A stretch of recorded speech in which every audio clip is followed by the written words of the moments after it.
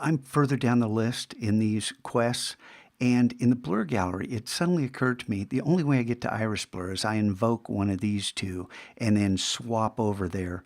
And it's kind of a clumsy way to work. But look at the keyboard. P, O, and next to O is I. So an I fits for iris blur, so why not click in here and accept that keyboard shortcut. So now we've got the ones that I use most of the time. If you're a photographer, tilt shift might be more important. And, T is taken. So you're going to have to figure out what else. And maybe it's I instead of the iris blur. But stay away from spin blur. I'm telling you, that thing will bring Photoshop to a grinding halt.